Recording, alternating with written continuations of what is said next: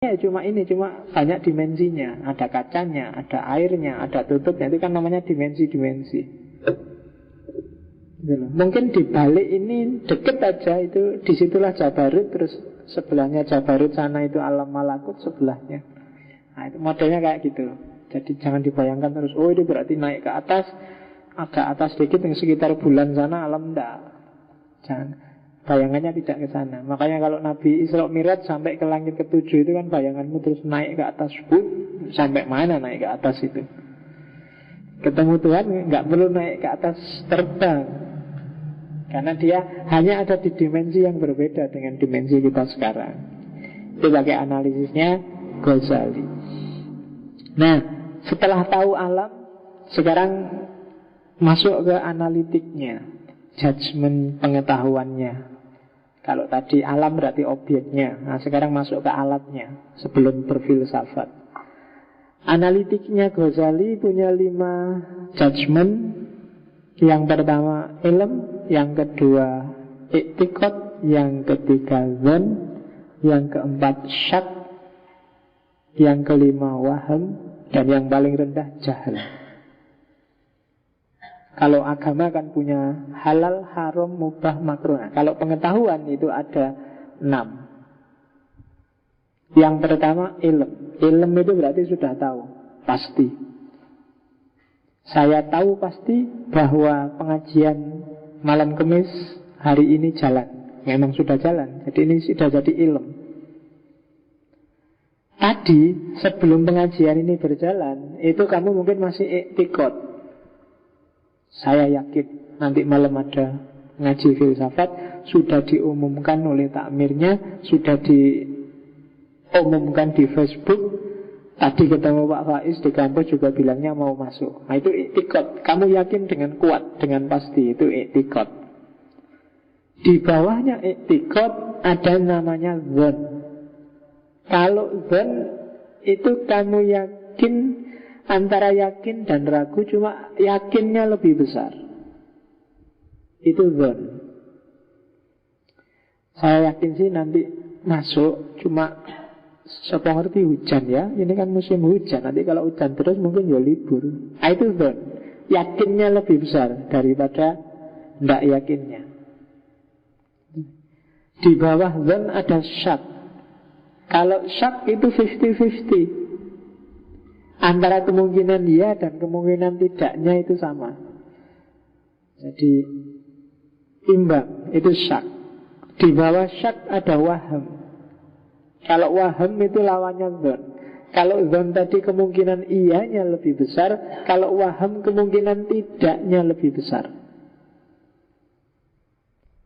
Dan level paling rendah itu jahil. Kalau jahil itu tidak ngerti apa-apa, nggak ada isinya. Itu jahil. Nah, ini judgement pengetahuan. Tentang apapun, pengetahuan yang ada di kepalamu coba dicek. Apakah levelnya ilm, kamu yakin kebenarannya, pasti nggak bisa ditawar. Atau itu i'tiqad saja, kamu tidak punya bukti tapi kamu yakin benar. Atau levelnya dzan, kamu masih ragu-ragu tapi lebih cenderung kebenarannya. Atau syak 50-50. Atau waham, lebih cenderung tidak benarnya. Atau jahil, saya tidak ngerti apa-apa. Itu harus jelas. Ini enak kalau kamu sedang diskusi. Orang ini kok ngomong tentang Jokowi ya, kira-kira pengetahuannya tentang Jokowi itu level ilm, apa level i'tiqad, apa level dzan, apa level syak, waham atau jahil. Nah itu kamu bisa pakai analisis ini. Oh dia ngawur itu mesti. Ada isinya tapi lebih banyak salahnya mesti. Wong dia bukan dari partainya Jokowi, berarti levelnya masih waham. Oh tapi kemarin dia bikin survei nih. Oh iyalah naik dikit syak. Nah itu enak, ada judgementnya. Biar kamu gak gampang percaya aja. Oh itu ya pantas orang TV-nya Abu Rizal Bakri, ya mesti ngomong Abu Rizal Bakri. Berarti informasi tentang Abu Rizal Bakri dari TV itu, oh itu mungkin levelnya syak atau dzan atau hal kayak gitu, bukan ilm. Nah itu, ini namanya metode analitik. Kalau di barat nggak ada. Barat itu hitam putih, apalagi modern. Makanya orang Islam hari ini jangan deso cara mikirnya, harus agak sudah gradasi. Para ulama zaman dulu nggak pernah klaim ngerti dan tidak ngerti, enggak. Ada ngerti, ada setengah ngerti, ada tengah-tengah, ada setengah nggak ngerti, ada nggak ngerti. Jadi ada gradasi. Kalau tak tanya Islammu hari ini itu Islam yang sudah ilm, apa itikad, apa zon, apa syak, apa wahm, apa jahil. Oh, itu silahkan kamu analisis sendiri. Saya nggak mau mendiskusikan itu karena ilmuku tentang itu masih syak. Saya ragu-ragu benar apa salah. Bahkan waham, menurutku kok lebih cenderung salah ya. Makanya saya nggak mau ngomong. Oh itu enak. Hukum kan juga gitu. Kalau Islam kan ada haram, halal, sunnah, mubah, makruh kan. Cuma hari ini umat Islam semakin tidak pinter. Kalau ada apa-apa yang kamu tanyakan, itu halal apa haram? Selalu gitu. Di antara halal dan haram itu masih banyak kategori. Kamu mesti haram. Halal apa haram? Mikirin rokok itu halal apa haram? Kan selalu begitu. Pacaran itu halal apa haram? Kan selalu begitu pertanyaannya. Mbok yang lengkap. Halal, haram, apa mubah, apa makruh, apa sunnah. Kan gitu. Ya kan? Bagi saya rokok itu wajib, Pak. Oh ya enggak apa-apa. Bagimu kan. Bagi yang lain haram, bagi yang sana mubah, bagi yang sini makruh. Kan gitu. Sesuai konteksnya sendiri-sendiri. Itu hukum. Oke. Nikah aja kan kadang bisa jadi haram, bisa jadi wajib, bisa jadi sunnah, bisa jadi mubah. Nikah yang tujuannya pokoknya saya anti wanita, Pak. Saya pingin nikah kemudian tak ajar, tak pukuli, tak anu. Itu haram kamu nikah. Tujuanmu nikah pingin balas dendam. Karena kemarin diputus terus sama pacarmu, terus saya mau nikah, Pak. Lu malah diputus, enggak, saya mau balas dendam. Haram berarti kan. Mungkin kadang-kadang sunnah. Saya sudah punya kerjaan sih, Pak, meskipun nggak besar gajinya tapi lumayan bisa hidup. Punya pacar juga, tiap hari kita boncengan berdua, Pak, kadang kemalaman juga kadang. Nah itu mungkin lebih baik kamu nikah deh. Sudah sunnah muakkad kalau kayak gitu. Ya daripada gawat. Atau malah wajib. Ini Pak gawat, Pak, kalau enggak ini kejadian ini. Kawin. Wajib itu malahan, ya kan? Oke. Atau mungkin makruh. Nah ini ya saya sudah pacaran sih, Pak. Cuma kalau saya nikah ini kuliah bubar mesti, Pak. Ini tak kasih makan apa ini, Pak. Nah itu mungkin ya jangan dulu lah. Makruh itu berarti levelnya. Pengetahuan juga gitu loh. Ini sudah ilm, Pak. Saya yakin benar dan saya punya dalil. Oh ini belum, Pak. Saya masih yakin benar aja. Cuma dalilnya saya belum ngerti. Itu itikad. Saya yakin benar, Pak. 80% lah, Pak. Yakin. Itu zon. Saya ragu-ragu ya, Pak. Mungkin benar, mungkin salah ya. Itu syak. Menurut saya kok kemungkinan besar salah ya, Pak. Itu waham. Kalau saya nggak ngerti apa-apa, Pak, saya nyerah, Pak. Itu jahil namanya. Gitu loh. Jadi ada apa-apa itu di level. Jangan ngamuan. Jangan kalau nggak Jokowi ya Prabowo. Yang lain memangnya nggak ada ya. Harus agak cerdas sedikit. Oke, itu metode analitik. Oke, ilmu kalau Ghazali luar biasa. Kapan-kapan kalau ada yang kuliah S3, bikinlah disertasi tentang ilmu menurut Ghazali.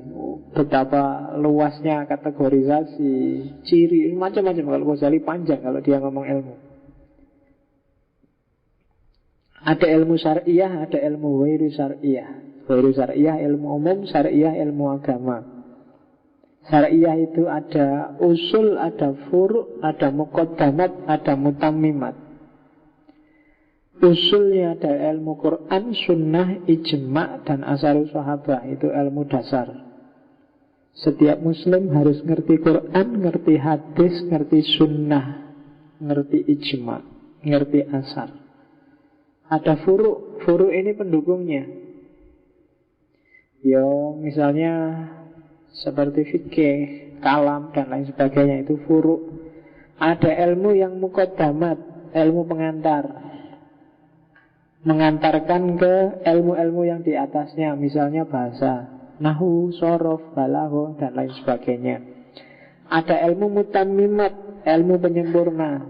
Misalnya ilmu qiraah, ilmu musik, ilmu dan sebagainya.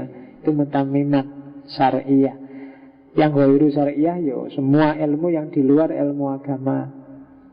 Ada ilmu doruri, ada ilmu iktisabi, ada ilmu laduni. Laduni nggak perlu tak jelaskan, tadi sudah tak singgung sedikit. Kalau ilmu doruri itu ilmu yang jelas dengan sendirinya, nggak usah dikejar. Kalau malam itu dingin, kalau siang itu panas, kalau pagi itu sejuk, itu kan doruri itu. Kamu nggak perlu kuliah sampai level berapa untuk ngerti itu. Anak TK aja ngerti. Ilmu doruri. Kenapa ya ini kok perutku kerucuk-kerucuk ini ya? Ini mungkin, wah ini harus diteliti pakai filsafat. Nggak usah, itu doruri. Kamu lapar. Sederhana. Nggak perlu jelimet-jelimet. Nggak harus semua levelnya filsafat. Nggak harus filsafat air teh, filsafat laptop, filsafat. Nggak usah, banyak yang doruri itu.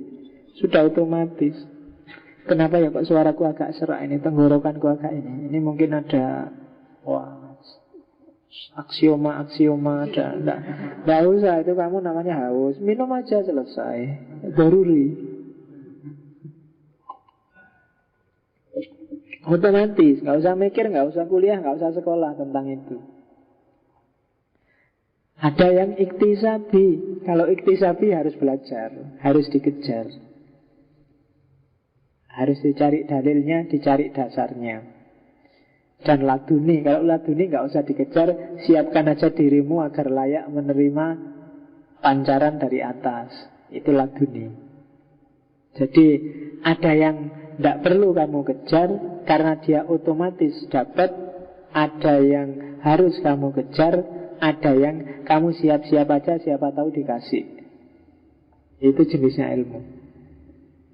Jangan salah, tidak harus jadi nabi kamu untuk dapat pancaran laduniah itu. Kan kamu sering kalau mikir sendiri buntu, tiba-tiba oh iya mungkin itu sebenarnya pancaran peltian-peltian dari atas. Kan kamu sering judek, nggak ngerti apa-apa, tiba-tiba ketemu. Nah itu laduni namanya, ilhamiah. Kalau orang Jawa menyebutnya wangsit, wahyu, ilham, dan seterusnya. Ada ilmu yang mahmudah, ada ilmu yang mubah, ada ilmu yang mazmumah. Hampir semua ilmu mahmudah. Banyak ilmu yang levelnya di bawah mahmudah, yaitu dia cuma mubah. Kamu ngerti teori tentang catur, ya tidak apa-apa. Kalau di Ghazali contohnya itu boleh kok. Tapi dia tidak terpuji, levelnya tidak tinggi. Karena kadang-kadang dengan catur orang lupa segalanya. Nah, kamu ngerti cara mengoperasikan TV itu ya boleh. Kamu ngerti teknik apa boleh. Tapi ada yang mahmudah, ilmu-ilmu agama. Kamu ngerti astronomi, ilmu itu mahmudah. Ada juga yang mazmumah, tercela. Teknik ngutil misalnya, nah itu ilmu juga. Cuma ya buat jangan, ngapain sih kamu belajar itu, buat apa. Cara maling, enggak usah. Bukan kalau nggak ngerti caranya maling, kan kita nggak bisa Pak ngatasi maling. Ya kalau gitu ilmunya jangan disebut cara maling, tapi cara ngatasi maling, kan gitu. Kan kamu sering gitu kan, lu kita harus ngerti ilmu. Ya nggak harus. Kalau cara ngatasi maling mahmudah, ilmu maling itu tercela. Ilmu santet misalnya, kan jelas tercela. Loh Pak, kan kalau sekedar ilmu aja enggak, itu tercela jelas. Karena enggak ada gunanya. Gunanya pasti untuk jelek. Kan untuk ngatasi Pak, harus tahu yang diatasi ya. Kalau untuk ini ya, kamu belajar aja cara ngatasinya, enggak perlu belajar ilmunya. Nah itu ilmu yang mazmumah. Kemudian juga ada ilmu yang fardu ain, ada ilmu yang fardu kifayah. Fardu ain itu ilmu yang nggak boleh diwakilkan. Setiap orang harus menguasai itu. Ada yang fardu kifayah, cukup orang lain tidak apa-apa. Kalau di Ghazali fardu ain itu contohnya ilmu-ilmu agama, dasar dan praktis itu fardu ain. Setiap orang harus ngerti caranya sholat, nggak boleh diwakilkan, itu fardu ain. Alah cukup kamu yang ngerti sholat yang benar, aku manut aja. Nggak boleh. Karena dia tidak fardu kifayah. Yang fardu kifayah ya kamu belajar teknik elektro, teknik industri, itu fardu kifayah. Fardu kifayah itu harus ada memang sekelompok umat Islam yang menguasai itu. Tapi nggak harus semuanya. Beberapa sudah cukup. Tapi kalau nggak ada sama sekali, nggak ada semua, dosa. Harus ada. Matematika misalnya, harus ada yang bisa. Karena banyak fikih yang butuh matematika. Ngitung waris, ngitung zakat, itu kan butuh matematika. Cuma nggak harus semua ahli matematika. Cukup beberapa yang ahli. Nah nanti yang lain tinggal dibantu. Tapi kalau nggak bisa semua malah dosa. Itu kan namanya fardu kifayah. Jadi ya kayak yang filsafat ini loh ya. Harus ada yang seneng filsafat, tapi tidak harus semua harus ngerti filsafat. Kalau semua ngerti filsafat malah susah. Isinya ya mesti kan kamu ngerti. Wah filosof kabeh mesti ra gelem kerja, gawenane diskusi terus. Orang elit itu jangan semua. Elit itu harus sedikit.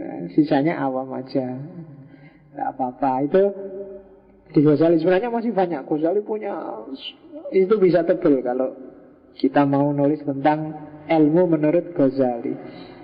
Secara umum kalau di Ghazali dua ini ilmu itu. Yang tadi, iktisadi sama laduni.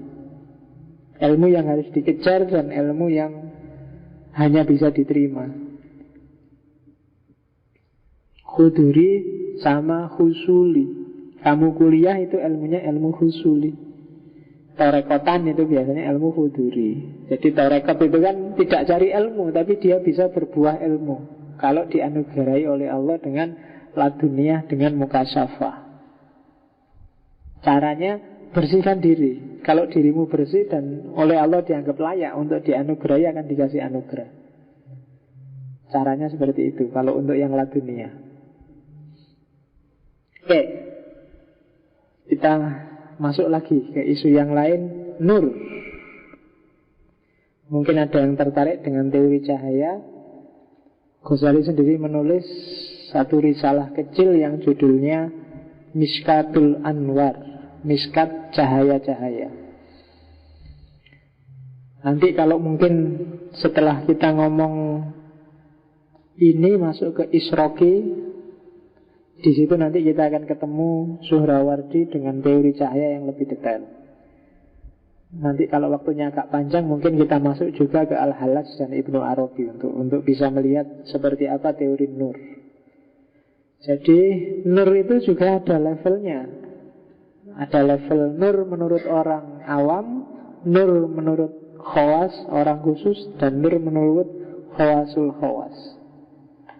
Jadi cahaya itu, ya kalau bagi orang awam, cahaya itu sifatnya fisik, seperti yang kelihatan. Medianya indera. Kalau ada orang ngomong cahaya, kan orang cahaya itu ya kalau ada senter di senter ya itulah cahaya. Wah ini orang alim ini, wajahnya bercahaya. Itu sebenarnya logikanya awam. Kamu hanya percaya cahaya kalau ada buktinya, kamu bisa lihat barangnya. Di atas itu ada level cahaya yang lebih tinggi, yaitu cahaya pemahaman, kecerdasan, kepandaian. Itu sebenarnya cahaya juga. Medianya akal. Maka orang pinter itu kan auranya beda dengan orang yang tidak pinter, karena ada cahayanya ya.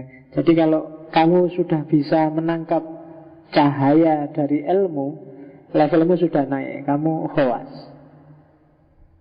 Tapi kalau kamu masih belum bisa, yang hanya bisa kamu tangkap ya cahaya listrik, cahaya senter, cahaya, wah kamu wajahmu berseri-seri bercahaya, itu berarti masih awam. Dan ada level cahaya bagi khawasul khawas. Khawasul khawas itu cahaya kasyaf. Jadi cahaya bersihnya jiwa. Kalau kamu sudah mengalami ini, nanti berarti kamu sudah khawasul khawas.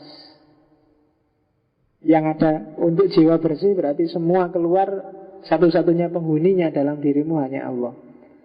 Dan itu yang disebut puncaknya cahaya. Karena Allahu nurus samawati wal ard dan seterusnya. Masalu nurihi kamiskat al-miskatu fil misbah al-misbahu kasujaja dan seterusnya. Jadi Allah itu puncaknya cahaya. Orang khawasul khawas bisa ketemu puncaknya cahaya ini. Dan kalau kamu bisa menangkap itu, berarti kamu levelnya khawasul khawas. Ya kalau sudah mahasiswa mungkin kamu tidak awam lagi, paling tidak kamu khawas. Kamu sudah bisa menangkap cahaya kebenaran yang sumbernya akal. Itu teori cahaya. Jelasnya bisa kamu lihat di Miskatul Anwar. Nanti ada level-levelnya cahaya, mulai Nurul Anwar, Nurul Akrob dan seterusnya. Teori tentang jiwa. Saya agak cepat ya, Ghazali agak banyak. Oke, jiwa kita ada 4 dimensi. Kalau tadi kan 4 dimensinya alam. Manusia juga 4 dimensi. Yang pertama dimensi fisik, jasmani. Yang kedua dimensi nabati, pertumbuhan. Yang ketiga dimensi hewani. Dan yang keempat dimensi insani. Dalam diri kita ada fisiknya, ada barangnya, daging, tulang, rambut, apalagi darah, itu kan fisik. Barang raga, barang jisim, jasmani. Di balik itu ada dimensi tumbuhan. Kamu makan terus berkembang jadi semakin besar. Itu dimensi tumbuhannya. Kalau barang kayak gelas ini, begitu jadi segini, ya segini terus, dia nggak berkembang. Dia nggak punya daya nabati. Manusia punya daya nabati, kayak tumbuhan. Awalnya kecil, dia jadi besar. Ada yang rontok juga. Ada yang belum tua sudah rontok rambutnya, rontok giginya. Nah, itu menunjukkan bahwa kita punya daya nabati. Di atas daya nabati ada daya hewani. Kalau daya hewani daya gerak dan persepsi. Tumbuhan itu pasif, diam, tumbuh, semakin besar semakin tinggi. Kalau hewan dia punya daya gerak, punya persepsi, menangkap, mengekspresikan lewat gerak. Lihat mangsa dikejar, lihat pingin naik, pingin turun, pingin jalan-jalan, itu hewan, daya gerak. Kalau tumbuhan enggak. Kalau tumbuhan itu diam dan yang penting tambah besar. Jadi kalau kamu misalnya males-malesan, males pak, mau ngapa-ngapain males, pokoknya diem aja, yang penting makan dan gemuk. Nah, itu daya tumbuhan. Berarti dalam dirimu lebih dominan tumbuhannya. Tiap hari cuma di depan laptop, di depan TV, diem, melongo, nonton aja, waktunya makan, makan. Terus akhirnya, wah kamu tambah gemuk ya. Daya tumbuhan itu. Jadi kamu hidupnya kayak tumbuh-tumbuhan, gak ngapa-ngapain, ngeleset terus. Di atasnya itu ada daya hewani. Kamu suka touring, traveling, jalan-jalan. Itu sebenarnya yang mendorong itu daya dimensi, namanya dimensi hayawaniyun. Punya hasrat, punya ambisi, punya cita-cita, punya marah, punya tersinggung, punya itu hayawaniyun. Di atas hayawaniyun itu daya insani. Cirinya insani yang paling gampang adalah rasionalitas, akal. Jadi itu saja yang paling membedakan manusia dengan semua makhluk yang lain yang di bawahnya. Jadi begitu kamu kehilangan akal, malas mikir, tapi nyak-nyakan kesana kemari sakarepe dhewe, itu hewan yang hidup. Tapi kalau kamu males, nongkrong, hewan gitaran, nongkrong, nonton TV, Facebookan, laptopan, itu hewan, tumbuhan yang hidup dalam dirimu. Yang penting mangan dan tambah lemu, ngono tok. Jadi ada 4 dimensi dirimu, silahkan kamu perhatikan sendiri perkembangannya. Dan itu nanti menentukan kebahagiaan. Di belakang ada teori kebahagiaannya Ghazali. Akal teoritis mirip dengan Ibnu Sina kemarin, agak tak loncati ya. Karena di Ibnu Sina dibahas banyak dan teorinya agak sama. Ada akal mustafad, ada akal bil fi'il, ada akal bakat, akal bil malakah, ada akal potensial. Ringkesnya begini. Akal potensial itu kamu punya potensi untuk mikir. Ketika mulai dipakai mikir dengan aksioma-aksioma dasar, maka dia disebut al-aqlu bil malakah. Ketika sudah dipakai mikir, disambungkan dengan realitas, maka dia disebut akal bil fi'li, akal aktual. Kalau yang bakat tadi masih akal-akalan, masih dari akal ke akal, masih ngiro-ngiro, nggak ada kenyataannya. Tapi kalau kamu sudah nyambung sama kenyataan, itu namanya sudah akal aktual. Dan yang paling tinggi adalah akal mustafad. Kalau akal aktual itu cari kebenarannya ke bawah, ke realitas. Kalau akal mustafad itu naik ke atas, ketemu dengan akal fa'al, ketemu dengan akal 10, akal aktif. Nah itu akalnya malaikat kalau bahasanya Ghazali. Naik ke atas, kerjaannya para arif. Tapi kalau akal aktual itu ke bawah, mikir kenyataan sehari-hari. Kalau akal properti itu akal yang dipakai untuk berhayal, ngelamun, merenung. Itu kan tafakur, itu kan dari akal ke akal. Itu namanya akal habitual, akal bil malakah. Kalau yang paling awal, akal potensial itu hanya kamu punya potensi mikir tapi belum dipakai. Itu namanya akal potensial, hayulani. Kamu punya potensi, terus dipikir tanpa dihubungkan dengan kenyataan, terus dihubungkan dengan kenyataan, terus nyari kebenaran ke atas. Itu akal teoritis namanya. Daya teoritisnya akal. Ada lagi daya praktisnya akal. Kalau daya praktis ini akal yang ngatur fisik. Apa yang harus kamu lakukan, apa yang jangan kamu lakukan. Nanti hubungannya sama akhlak. Itu namanya akal praktis.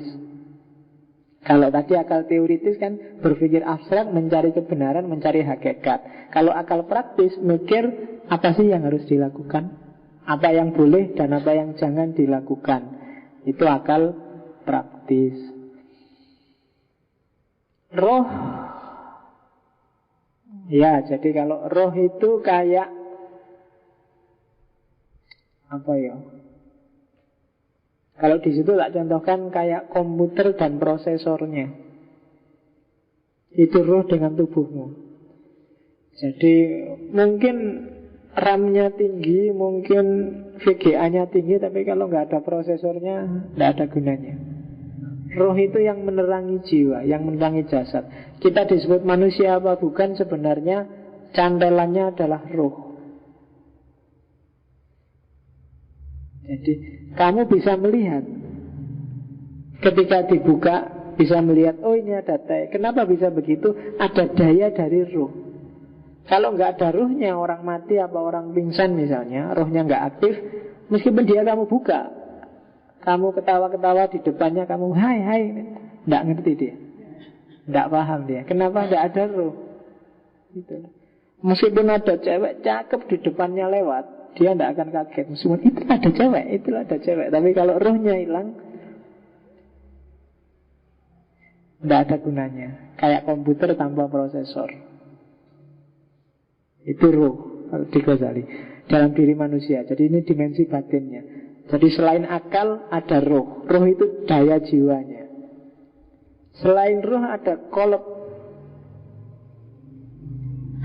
Jadi qalb ini kalau dalam bahasa sehari-hari mungkin kamu menyebutnya nurani.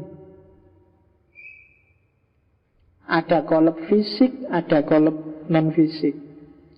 Qalb fisik itu yang kamu sebut jantung.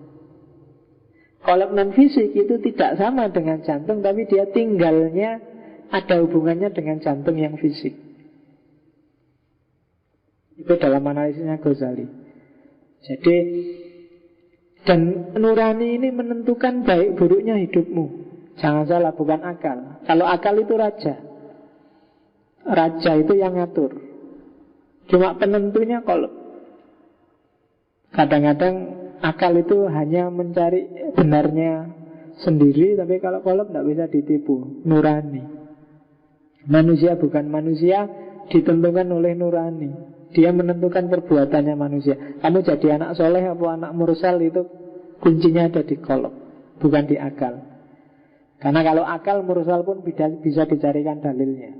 Tapi kalau nurani nggak bisa. Makanya Nabi bilang, Kalau ada urusan senjelimut apapun, tanyakan hatimu.